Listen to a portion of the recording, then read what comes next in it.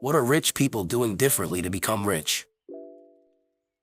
There is a quote in Charles Dickens' David Copperfield, annual income £20, annual expenditure 19 and 6, result happiness.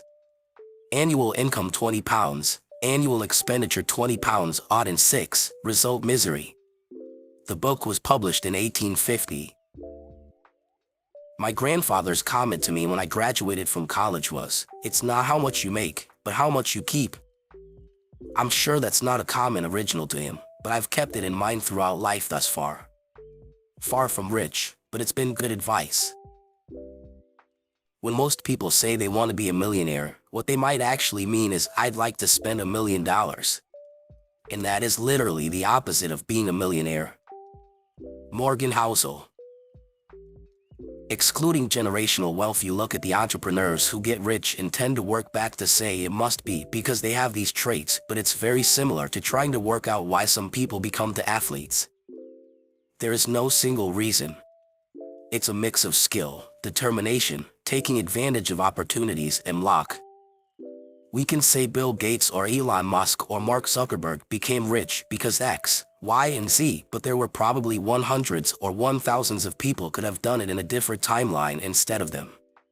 Possibly even for different reasons and due to different traits. A lot of people think the grind set mentality of working 18 hours a day is how someone like Elon got rich, but working 18 hours with a crap product will get you nowhere. If I had to say one thing rich people do differently to become rich, it would probably be not set being rich as their end goal. The focus on something else, and that is the underlying driver. But even then, if you do that, it does not guarantee you will become rich. In the end, we can't all be Microsoft. No matter how hard we work and how smart we are. You need to have been Bill Gates, born into that neighborhood, I'm that year. Hard work definitely lets you capitalize on good fortune, but you still need the good fortune, which is a luck of the draw. For a more balanced approach to wealth build. Like if your goal is to convert your capital to actual quality of life improvement, I'd say the only real force multiplier is being able to convert your money to time in one way or another. That'll get you thinking about money in a rich dad kind of way.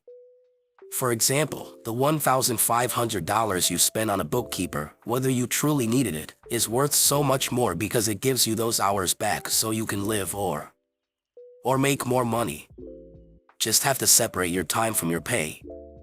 It's hard to explain, but it's the biggest advantage rich kids have from poor kids. Other than the rich part. That's a different lesson. Inheritees aside, they are investing.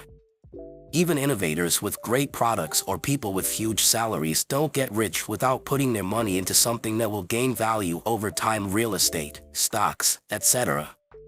There's also the hard work thing, sure, but no one works harder than dudes doing manual labor in the middle of summer, and they're not so rich.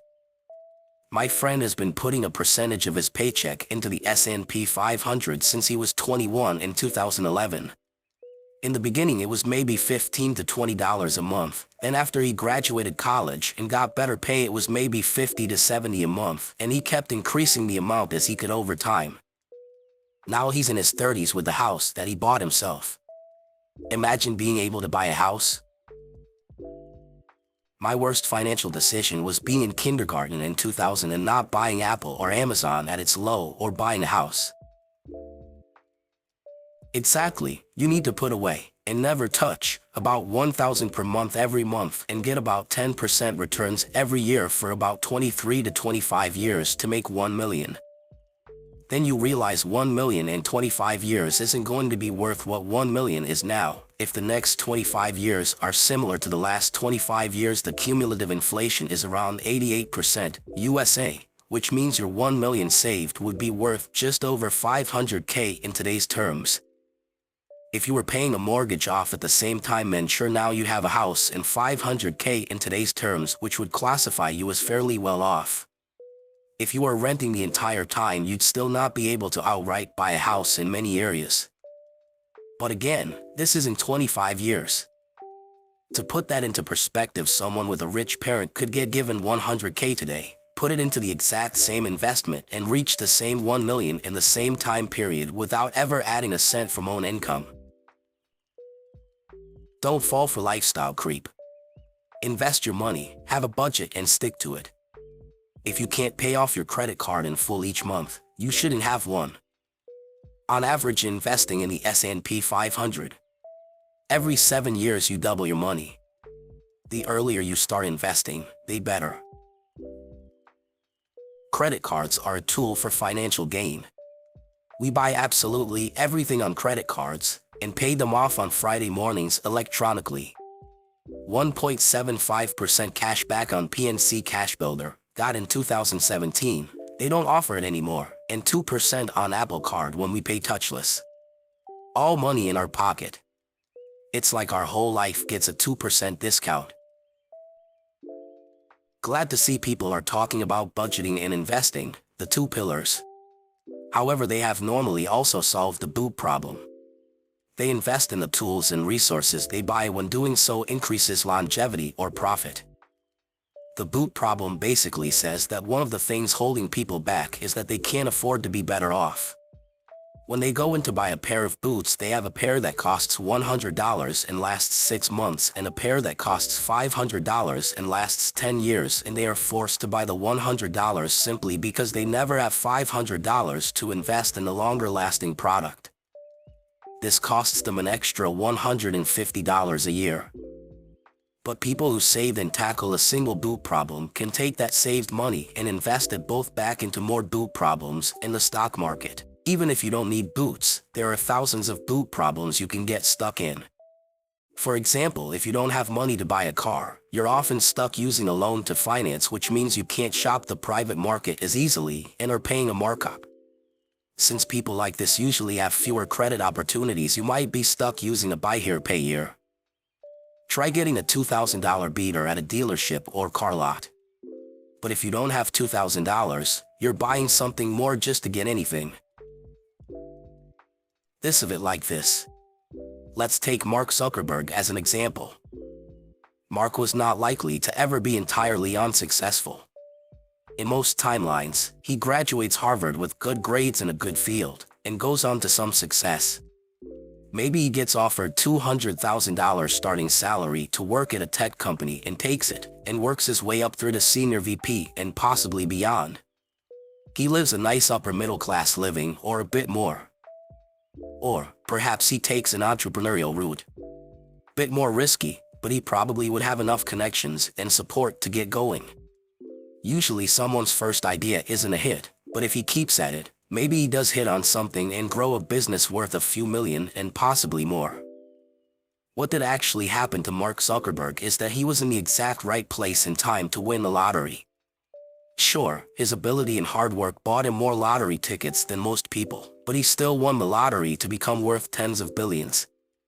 There was even a point where he, thinking it was pure brilliance that got him such success, thought to embark on his next trick after Facebook, thinking it could be as successful, and was told, no, that almost never happens. There's probably also a timeline where Mark Zuckerberg is clinically depressed and unlucky and underachieving as well. So, point is, you can't guarantee anything. You can take calculated risks, like going it on your own and starting your own business. If you know people, have some experience with the market in some area, and have some money to get started, that makes it way easier as well.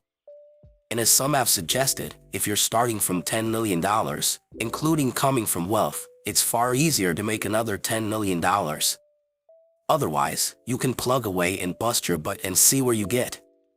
If you're bright and competent and living in a first world country, you're likely to find a way to make a living at the very least.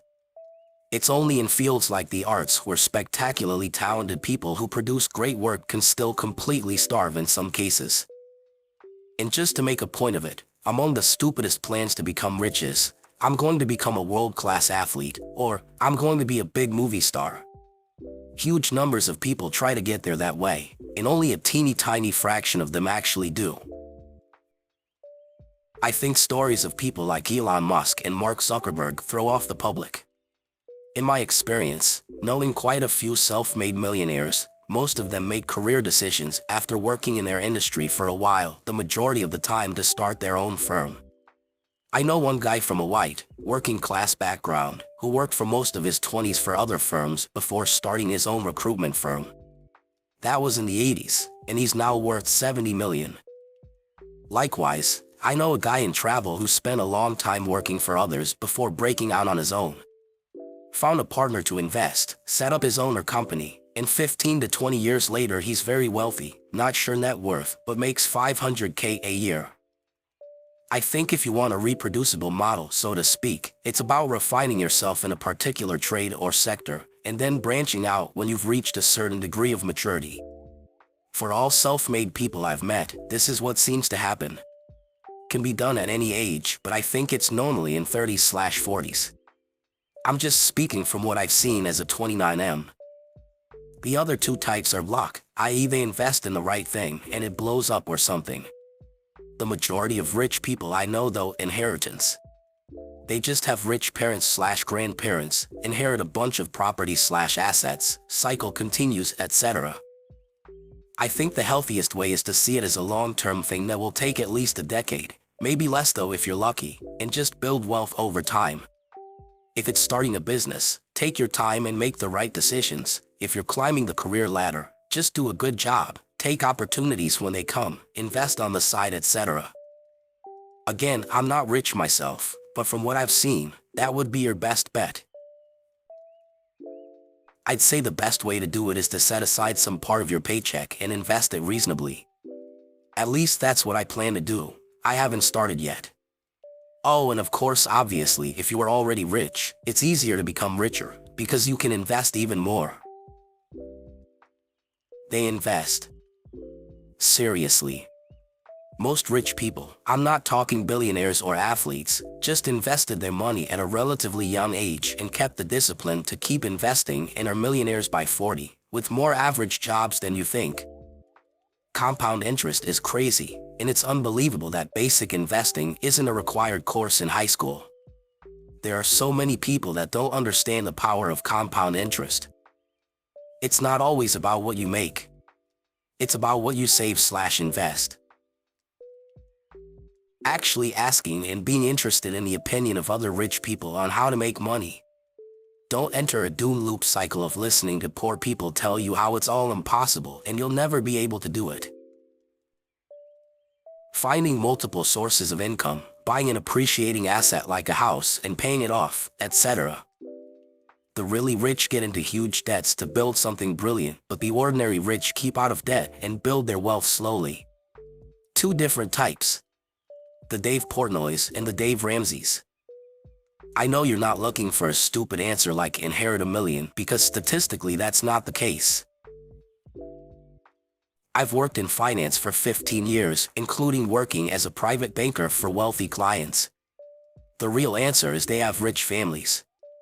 95% of wealthy clients I've had either had inheritance or trust funds or joined the family business. Even those that made it on their own actually made it because of family connections and business contacts. The company I work at now has a couple of great examples. The CEO's children work for the company in sales and take home $300K, $400K in commissions each year. They're convinced that they're just really great salespeople, but the reality is that they're doing well because their dad is CEO. All of their deals get pushed through when they wouldn't be approved for others. They get to offer special products that aren't open to others. They're able to offer lower rates than everyone else. I work in mortgage. Their loans get fast-tracked and close around 15 days quicker than everyone else. Also, the CEO has a ton of local connections that send all business to his children. They think they're self-made, but in reality their privilege led to their success. Send them to any other company and they would fail. There are definitely people that really make it on their own. It's just much less common. It generally takes a ton of self-discipline, a willingness to take smart risks, and a period of letting work consume all of your time and dedication. Generally, it takes 2 generations to become rich. And I mean rich, not upper middle class, doctors, lawyers, etc. They are very well off, but they needed to work to reach this level of wealth and would only last until they stopped working. But the kids of doctors, they are able to become fully rich. The rich educate their kids properly. Not just in the traditional sense of going to school, but also getting them exposed to lots of different types of people, culture, languages, etc. They spend money on things that last: a quality house that fits their needs in a good school district, a quality car that first focuses on safety and then reliability, clothes that fit and are suited to various occasions. Of course, they spend money on their health and well-being because that's the most important part of having a high level of quality of life. As much as the general public hates to admit this, but rich people in general work hard so they can succeed at their craft. They learn what works and what doesn't work in their industry and take calculated risk and stick with that formula until they grind past the competition that tap out before they do.